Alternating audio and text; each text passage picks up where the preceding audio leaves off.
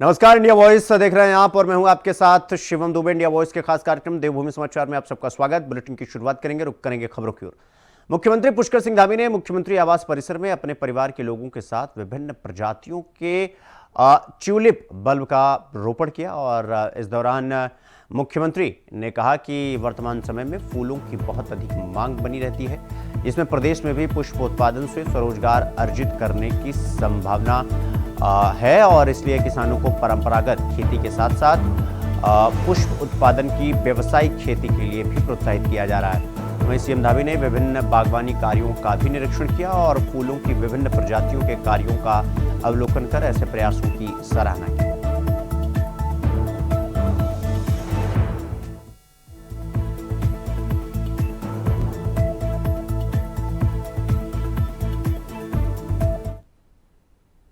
तो मुख्यमंत्री पुष्कर सिंह धामी आज टिहरी में कीर्तिनगर ब्लॉक के मलेथा गांव पहुंचे, जहां उन्होंने 5 दिवसीय वीर शिरोमणि माधव सिंह भंडारी राजकीय औद्योगिक कृषि विकास मेले का उद्घाटन किया। सीएम धामी ने कहा कि यह मेला कोई सामान्य मेला नहीं है, यह एक ऐतिहासिक मेला है। सीएम धामी ने लोगों को संबोधित करते हुए प्रदेश में चल रहे कामों के बारे में बताया। सीएम धामी ने और क्या कुछ कहा, सुनवाते हैं आपको, सुनिए।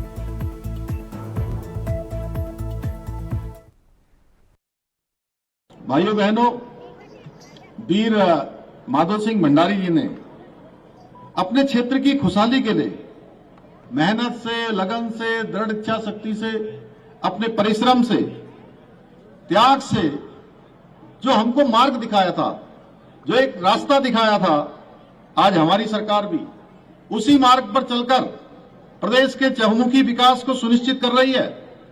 आज प्रदेश के अंदर एक कोने से लेकर दूसरे कोने तक, आज शिक्षा के क्षेत्र में, स्वास्थ्य के क्षेत्र में, सड़क, पेयजल, हवाई कनेक्टिविटी सहित सभी महत्वपूर्ण क्षेत्रों में आज हर प्रकार से इनके इंफ्रास्ट्रक्चर को मजबूत किया जा रहा है। जगह जगह पर निर्माण कार्य कराए जा रहे हैं। इसके साथ ही विभिन्न योजनाओं के माध्यम से आज प्रदेश के प्रत्येक नागरिक के जीवन स्तर को बेहतर बनाने की दिशा में भी अनेक कार्य किए जा रहे हैं, अनेक निर्णय लिए जा रहे हैं। इसी क्रम में देवप्रयाग संगम पर श्रद्धालुओं के लिए 2 पुलों का निर्माण किया गया है, जिससे यात्रा में किसी भी प्रकार की कठिनाई न हो। विधायक जी लगातार इस काम के लिए प्रयासरत रहते थे।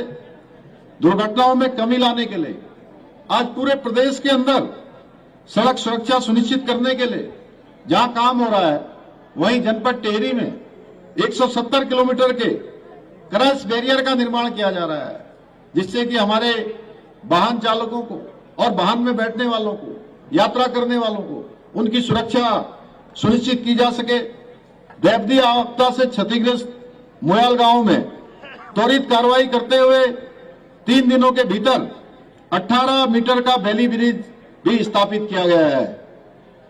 पर्यटन और इको टूरिज्म को बढ़ावा देने हेतु चंबा मसूरी मोटर मार्ग पर थानधार कौडिया इको टूरिज्म जोन विकसित किया जा रहा है, जो निश्चित रूप से आने वाले समय में हमारे इस क्षेत्र में रोजगार को बढ़ावा देगा, व्यापार को बढ़ावा देगा।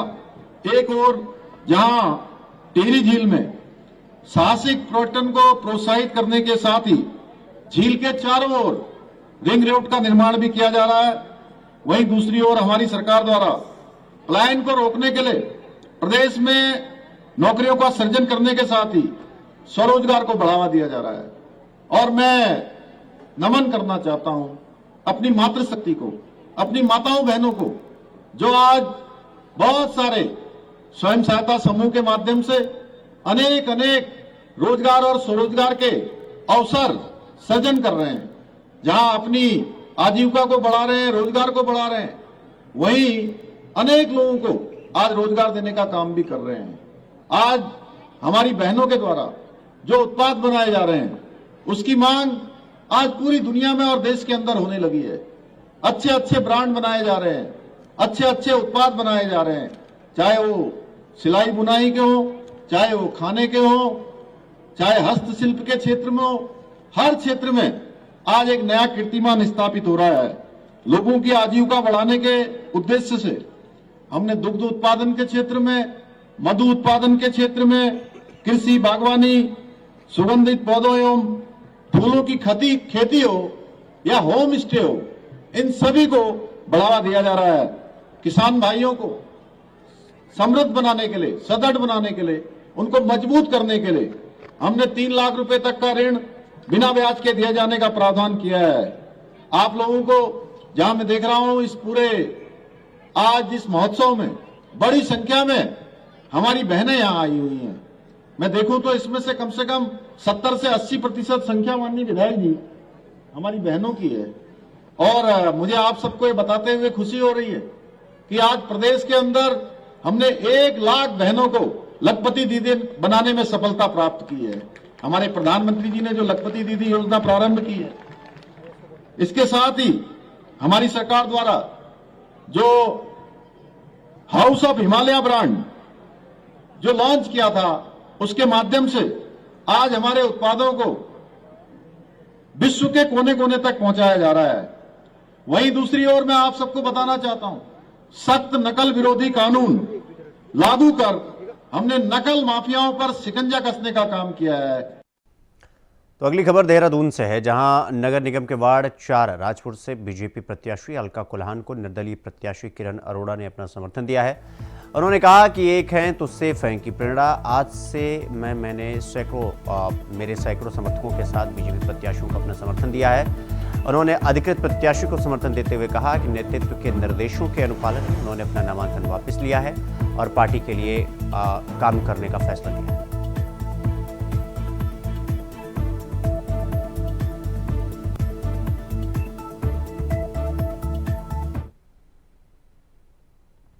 तो बीजेपी से बागी होकर निर्दलीय मैदान में उतरे नरेंद्र शर्मा ने अपना नामांकन वापस लिया। कई बड़े नेता नरेंद्र शर्मा को मनाने के लिए ढूंढते रहे, लेकिन नरेंद्र शर्मा ने कल से अंडरग्राउंड होकर आज 5 बजे बाहर निकलकर प्रेस कॉन्फ्रेंस की। नरेंद्र शर्मा ने बताया कि वो किसी भी व्यक्ति से नहीं मिल रहे थे और नजरबंद थे। उन्होंने बताया कि उनके पीछे बीजेपी पार्टी के केंद्र से लेकर राष्ट्रीय नेता भी उनसे संपर्क कर रहे थे और दिन भर उन्हें ट्रैक करने का प्रयास भी किया गया, लेकिन वो उन नेताओं के पकड़ में और संपर्क में नहीं आए। उन्होंने बताया कि ये नेता मेरा नामांकन वापस कराना चाहते थे। आपको बता दें कि बीजेपी से बागी होकर 6 प्रत्याशियों ने रामनगर में नगर पालिका में अध्यक्ष पद के लिए अपना नामांकन पत्र लिया था, जिसमें से 5 प्रत्याशियों ने नामांकन पत्र वापस ले लिया। तो वहीं अब अकेले नरेंद्र शर्मा और बीजेपी प्रत्याशी मदन जोशी, उसके साथ ही कांग्रेस के ओपन से अकरम और भुवन पांडे मैदान में। जहां तक मेरा सवाल है, मैंने जो नामांकन किया था वो रामनगर की जनता की भावनाओं के अनुरूप किया था और मैं निश्चित तौर पर मैंने रामनगर की जनता की भावनाओं का आदर करते हुए मैंने अपना नामांकन किसी भी परिस्थिति में वापस नहीं लिया। मेरे पीछे कल जो है कई वाहन लगाए गए, मुझको ट्रैक करने के लिए कोशिश करी गई, मुझे जो है पकड़ने की कोशिश करी, तो मुझे जो है थोड़ा सा सुरक्षित रहना पड़ा। और ये बातें मेरा को आज पत्रकारों के सामने कहनी पड़ रही है कि जो लोग मेरे को ट्रैक कर रहे थे, उन्होंने आज ट्रैक करने के बजाय मुझे पहले ही मेरे से कुछ बातें करी होती तो हो सकता है जनता की भावनाओं की भी सम्मान होता, उनके सामने ऐसी विपरीत परिस्थितियां भी नहीं आती। तो पहाड़ों की रानी मसूरी में पालिका चुनाव को लेकर सरगर्मियां तेज हैं। मसूरी नगर पालिका चुनाव में अध्यक्ष पद के लिए 5 कैंडिडेट चुनावी मैदान में हैं, तो वहीं 13 वार्डों में 62 प्रत्याशी चुनावी मैदान के समर में उतारा है। मसूरी नगर पालिका परिषद के चुनाव में मनीषा खरोला सहित सभासद में 2 लोगों ने नाम वापस लिया है। मसूरी नगर पालिका में मुख्य लड़ाई बीजेपी और कांग्रेस के बीच है। निकाय चुनाव के मद्देनजर प्रत्याशी जनसंपर्क अभियान के जरिए लोगों का हाल जान रहे हैं, उनकी समस्याएं पूछकर निदान का वादा भी कर रहे हैं। मसूरी में बीजेपी की अध्यक्ष पद की प्रत्याशी मीरा सकलानी ने विभिन्न वार्डों के सभासदों के साथ मसूरी टिहरी बस स्टैंड से गांधी चौक तक जनसंपर्क किया और लोगों से बीजेपी को वोट देने की अपील की। ये प्रत्याशी जो थी मनीषा खरोला, उन्होंने अपना नाम वापस लिया। आवंटन हुआ तो उसके पश्चात जो है जो इलेक्शन का पहला फेज है वो खत्म हो रहा है। उसके पश्चात जो कार्मिकों की नियुक्ति है या उनकी ट्रेनिंग है और इलेक्शंस की तैयारियां, उसकी कार्रवाई प्रारंभ की जाएगी और बिना किसी, हम उम्मीद करते हैं कि बिना किसी विघ्न के ये इलेक्शन संपन्न हो जाएगा। अब जो क्योंकि एक ने नाम वापसी लिया है तो 5 उम्मीदवार मैदान में है। की भी तैयारियां चल रही हैं। अगर कहीं भी कोई कमी होगी तो उसको इलेक्शन से पहले उसको दुरुस्त कर लिया जाएगा कि वो सुविधा जो होती है वो विधानसभा और लोकसभा में होती है। इसमें जो है उनको बस असिस्ट किया जाएगा कि वहाँ पे कोशिश की जाएगी कि व्हील चेयर वगैरह उपलब्ध हो, तो इस तरह की सुविधाएं दी जाएंगी। लेकिन जो वो आप जो पूछना चाह रहे हैं वो लोकसभा और विधानसभा के लिए होता है, घर घर जाके जो वोट होता है वो नगर पालिका इलेक्शन में नहीं। मसूरी नगर पालिका परिषद के अंतर्गत कुल 13 वार्ड में 64 लोगों ने नामांकन किया था और आज नामांकन के अंतिम दिन तक 2 लोगों ने नाम अपना वापस लिया है और 62 लोग मैदान में अभी भी डटे। तो प्रतीक चिन्ह आवंटन होगा जो मैदान में प्रत्याशी हैं और उसके बाद जो है आगे की कार्रवाई। आचार संहिता का जो है आयोग के निर्देशों के अनुसार पालन किया जा रहा है और सभी जगह अलग अलग टीमें, उसमें बे से संबंधित टीमें भी हैं, अन्य टीमें भी हैं, जिला प्रशासन भी अपने जो है नज़र रखे हुए हैं और सभी नियमानुसार कार्य किया जा रहा है। तो लेवल पे भी जो है अभी हम लोग भी उसमें जाएंगे बूथों पे स्वयं देखने और पूरी तो यहां पर रुकेंगे एक छोटे से ब्रेक के लिए। खबरों का सिलसिला जारी है, फौरन लौट रहा है। तो ब्रेक के बाद एक बार फिर आप सबका स्वागत है मेरे साथ। रुक करेंगे अगली खबर की ओर, चमोली निकाय चुनाव को लेकर, जहां बीजेपी और कांग्रेस उम्मीदवारों ने नामांकन कर अपना दम दिखाया, तो वहीं निर्दलीय प्रत्याशियों ने भी चुनाव में राजनीतिक दलों के पसीने छुड़ाने में कोई कसर नहीं छोड़ी। कर्णप्रयाग नगर पालिका में भारतीय जनता पार्टी से जहां गणेश शाह मैदान में है, तो वहीं कांग्रेस ने रामदयाल पर भरोसा जताया है। तो वहीं अब निर्दलीय प्रत्याशी जयप्रकाश टमटा ने चुनाव न लड़ने का फैसला लिया है और बीजेपी को समर्थन देने का फैसला किया है। निर्दलीय प्रत्याशी जयप्रकाश टमटा ने अब मीडिया से रूबरू होते हुए कहा कि बीजेपी जिला अध्यक्ष के अनुसार जब मैं बीजेपी का प्राथमिक सदस्य ही नहीं हूं तो फिर मेरे चुनाव लड़ने से बीजेपी को कोई फर्क नहीं पड़ना था। लेकिन मुख्यमंत्री पुष्कर सिंह धामी से उनके बड़े भाई की बातचीत हुई है और अब मुख्यमंत्री पुष्कर सिंह धामी के निर्देश के अनुसार अब उन्होंने चुनाव न लड़ने का मन बनाया है और अपना समर्थन बीजेपी को देने का फैसला किया है। निर्दलीय प्रत्याशी जयप्रकाश टमटा ने कहा कि वो नाम वापसी के दिन कर्णप्रयाग से बाहर होने के चलते नाम वापस नहीं करा पाए, लेकिन अब उनका पूर्ण समर्थन बीजेपी को। कर्णप्रयाग से निर्दलीय प्रत्याशी के रूप में अपना नामांकन कराया था और मेरी चुनाव लड़ने की इच्छा थी, इसीलिए मैंने अपना नामांकन कराया था। अब समाचार पत्रों के माध्यम से पता चला कि भाजपा जिलाध्यक्ष जी के अनुसार मैं पार्टी का सदस्य नहीं हूं और न मेरे चुनाव लड़ने से भाजपा को कोई फर्क पड़ना था। लेकिन कल मुख्यमंत्री जी से मेरे बड़े भाई की टेलीफोनिक वार्ता हुई। माननीय मुख्यमंत्री जी के दिशा निर्देश से मैंने चुनाव न लड़ने का फैसला लिया है और मैं अब अपना समर्थन भारतीय जनता पार्टी को दे रहा हूँ। धन्यवाद। तो नगर निकाय चुनाव के लिए प्रत्याशियों ने प्रचार शुरू कर दिया है। तो वहीं देहरादून मेयर पद के लिए कांग्रेस के उम्मीदवार वीरेंद्र पोखरियाल ने दावा किया कि कड़ी टक्कर के साथ इस चुनाव में उनकी जीत होगी। उन्होंने बताया कि राज्य आंदोलन के दौरान उन्होंने अग्रणी रूप में भूमिका निभाई थी, कई बार जेल गए हैं, लाठी डंडे खाए हैं, इसलिए जनता का आशीर्वाद उन्हें हमें निश्चित तौर पर मिलेगा और जीत हमारी। भाजपा अगर इस तरह बोल रही है कि रोमांचक होगा और आर पार की लड़ाई होगी, पहले तो ये कहते थे कि हमारा एक तरफा है, कोई हमारे सामने नहीं खड़ा, पर भाजपा को मैं ये बताना चाहता हूँ कि इस राज्य आंदोलन में हमने अग्रणी भूमिका निभाई है और जेलों में भी गए हैं। लगभग 3 महीने जेल में रहा हूँ, अपना लाठी डंडे खाए हैं, 6 महीने घरों में नहीं सोए हैं। और दूसरा क्या है कि कड़ा मुकाबला होगा, मैं ये कहना चाहता हूँ। मैं तो सबसे पहले जो उत्तराखंड के जो शहीद हैं उनको मैं नमन करता हूं और शीर्ष नेतृत्व का भी जो कांग्रेस पार्टी के हैं उनका भी मैं धन्यवाद करता हूं। आज चर्चा ये है कि पब्लिक के बीच में कि कांग्रेस ने एक आंदोलनकारी का सम्मान करते हुए, जो शहीद हैं उनका भी सम्मान करते हुए एक आंदोलनकारी को टिकट दिया है और बहुत बेहतरीन टिकट दिया है। और मेरे को लगातार फोन आ रहे हैं कि भाई साहब इस बार जो है आपकी जीत सुनिश्चित है। तो अगली खबर देहरादून से है, जहां प्रदेश भर में चल रहे नगर निकाय चुनाव में नामांकन वापसी के बाद सूबे की नगर पंचायत नानकमत्ता से बीजेपी के लिए बड़ी खुशखबरी सामने आई। इस सीट पर बीजेपी के अधिकृत प्रत्याशी प्रेम सिंह टूना निर्विरोध निर्वाचित हुए हैं। इसके साथ ही बीजेपी का प्रदेश में मतदान से पहले ही खाता खुल गया है। हम आपको बता दें कि नगर पंचायत अध्यक्ष पद पर 3 प्रत्याशियों में से कांग्रेस प्रत्याशी का बुधवार को नामांकन पत्र आपत्ति के बाद निरस्त कर दिया गया था वहीं निर्दलीय प्रत्याशी विजय कुमार ने बीजेपी प्रत्याशी प्रेम सिंह टूरना के पक्ष में अपना नामांकन आज वापस ले लिया।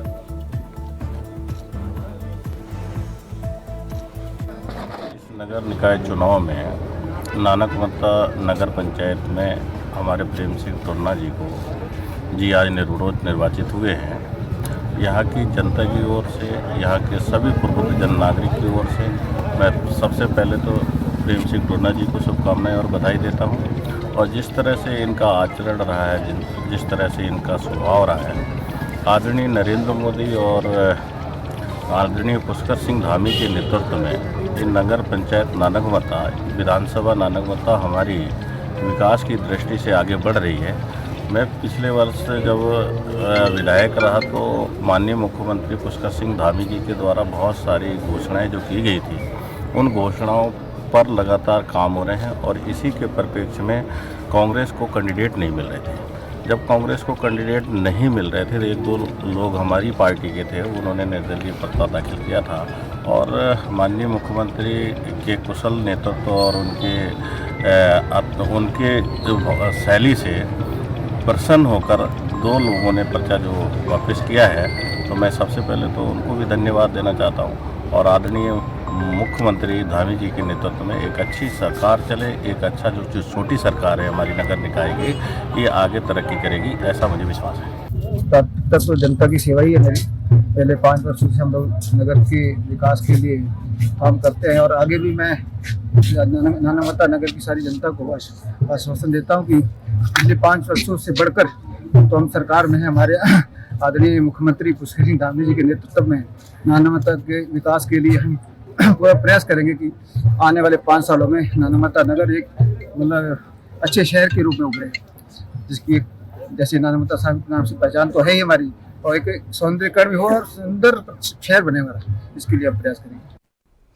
तो वहीं डोईवाला में नगर पालिका अध्यक्ष पद पर अब जहां 5 प्रत्याशी चुनाव मैदान में हैं, तो नगर के 20 वार्डों में सभासद बनने के लिए 85 प्रत्याशी चुनाव मैदान में हैं। नगर पालिका परिषद अध्यक्ष और सभासद पद के सभी प्रत्याशियों को डोईवाला निर्वाचन अधिकारी ने चुनाव चिन्ह बांटे। डोईवाला की निर्वाचन अधिकारी अपर्णा ढोंडियाल ने बताया कि आज सभी प्रत्याशियों को चुनाव चिन्ह देने के साथ ही उन्हें चुनाव खर्च के बारे में भी बताया। निकाय चुनाव के सभी प्रत्याशियों को चुनाव प्रक्रिया के दौरान 3 बार उन्हें अपने खर्च का ब्यौरा निर्वाचन अधिकारी के सामने पेश करने हैं, जिसके बारे में सभी प्रत्याशियों को बताया गया है कि हमारी विभिन्न टीमें भी नगर चुनाव में एक्टिव होंगे। और उधर चुनाव चिन्ह मिलने पर चुनाव लड़ रहे प्रत्याशियों में जहां खुशी देखी गई, तो वहीं अब चुनाव प्रचार भी तेज हो गया। जो 5 कैंडिडेट्स हैं अध्यक्ष पद हेतु, सभी को हमने नॉमिनेशन पत्र के साथ ही व्यय पंजिका उपलब्ध करा दी थी। व्यय पंजिका में वो अपने जितने भी उनके खर्च होंगे और जितना भी व्यय होगा प्रचार प्रसार की सामग्री में और अन्य चीज़ों में, वो उसमें मेंटेन करेंगे। पूरे इलेक्शन प्रोसेस में लगभग जो कि 1 महीने का टाइम अभी है, उसमें 3 बार हम लोग उनकी व्यय पंजिका से और हमारे यहाँ से जितनी भी परमिशन जारी हुई है उसके बेसिस में जो भी उनका खर्च होगा हम लोग मिलान करेंगे और उसके बेसिस में हम लोग उनको फर्दर एक्शन से। आज बहुत हर्ष महसूस हो रहा है कि जो चुनाव चिन्ह हम चाह रहे थे केतली, वही चुनाव चिन्ह हमें मिला है और ये प्रभु की इच्छा है। प्रभु हमें हर एक चीज में बिल्कुल परफेक्ट वो चीज दे रहा है जो हम प्रभु से चाह रहे हैं। और हम बहुत छोटी छोटी योजनाएं जनता के बीच में लेके आएंगे जो हम नगर पालिका के माध्यम से पूरी कर सकते हैं। जैसे सीसीटीवी कैमरा हर एक चौक पे लग सकता है, छोटी छोटी रोडें जो खंडित पड़ी हैं, खराब पड़ी हैं, वो बन सकती हैं। और साथियों, एक विजन हमारा और है कि हर एक व्यक्ति का बच्चा जो गरीब बच्चा है वो कोचिंग सेंटर नहीं जा सकता, वो लाइब्रेरी नहीं जा सकता। जितने भी हमारे पंचायत तो वहीं निकाय चुनाव को लेकर नामांकन प्रक्रिया के बाद नाम वापसी का आज दिन रहा, जहां विकासनगर नगर पालिका चेयरमैन पद पर एक नाम वापसी और एक नाम निरस्त होने के बाद महज 3 प्रत्याशी चुनाव मैदान में बचे हैं, जबकि विकासनगर नगर पालिका में 11 वार्डों में 6 प्रत्याशियों के नाम वापसी के बाद 31 प्रत्याशी बचे हैं। तो वहीं यहाँ के वार्ड 11 से नाम वापसी के बाद पूजा को निर्विरोध सभासद चुन लिया गया है। हरबरपुर नगर पालिका में चेयरमैन पद पर 3 और 9 वार्डों में 31 उम्मीदवार बाकी रहे।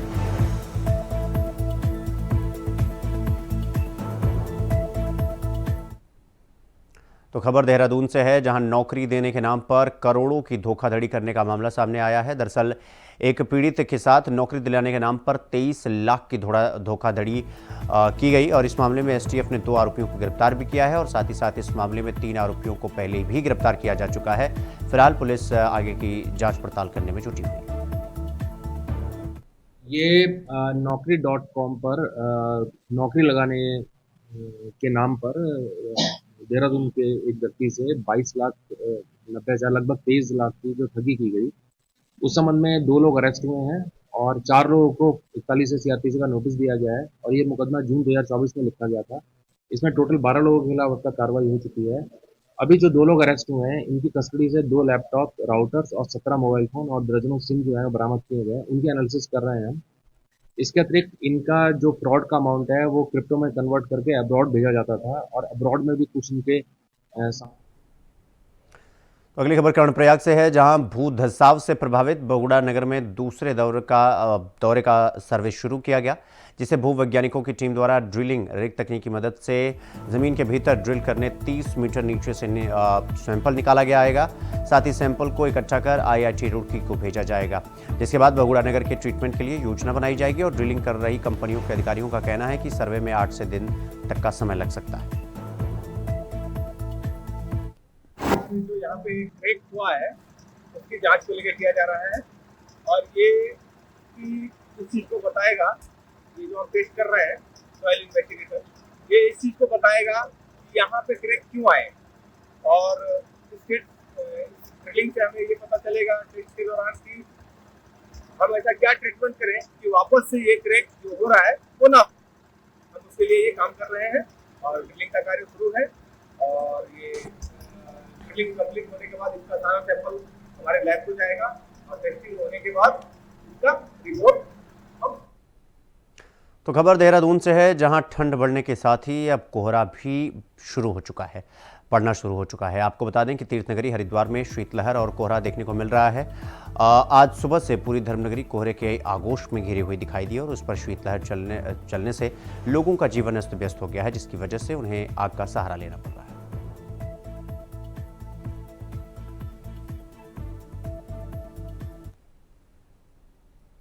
तो आखिर 20 घंटे के बाद लोहाघाट के अक्कलधारे के पास वाहन दुर्घटना में मारे गए चालक का लीलाधर भटका शव बरामद कर लिया गया है और दिन भर चले कठिन रेस्क्यू अभियान के बाद चालक के शव को कैंटर से बाहर निकाला गया।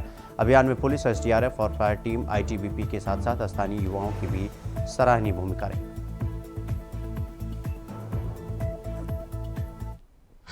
एक कैंटर हमारा दुर्घटनाग्रस्त हो गया था, ये अक्कलधारा के पास, शिवालय के पास, और इसमें कल ही जैसे ही सूचना प्राप्त हुई थी तत्काल पुलिस, SDRF और संबंधित विभाग यहाँ मौजूद आ गए थे और जिसमें एक को कल ही हमें रेस्क्यू कर लिया गया था। इनका नाम था सोनू राय, उसका नाम था, तो उनको कल रेस्क्यू कर लिया गया था। लेकिन क्योंकि गाड़ी इतनी ज़्यादा स्टीप उसमें फंसी हुई थी, इसलिए चालक का शव उसमें बहुत बुरी तरह फंसा हुआ था, तो रात अत्यधिक हो जाने के कारण ये रेस्क्यू ऑपरेशन थोड़ा हमें स्थगित करना पड़ा। आज सुबह से हमारा रेस्क्यू ऑपरेशन लगा था, जिसमें हमें ITBP द्वारा भी काफ़ी सहयोग किया गया, स्थानीय लोगों द्वारा काफ़ी सहयोग किया गया, क्योंकि दुर्घटना ऐसी जगह हुई थी जिसमें कि मैनुअल और एज वेल मैकेनिकल दोनों मशीनों के द्वारा हमारा जो मदद ली गई, उसके द्वारा हमें ट्रक को पलटा किया गया, तब जाके हमें कटर की सहायता से हमारे ड्राइवर को रेस्क्यू कर पाए। रात 9:30 बजे ये ट्रक गिरा था यहाँ पर और इसमें हमने कल रात ही जो है एक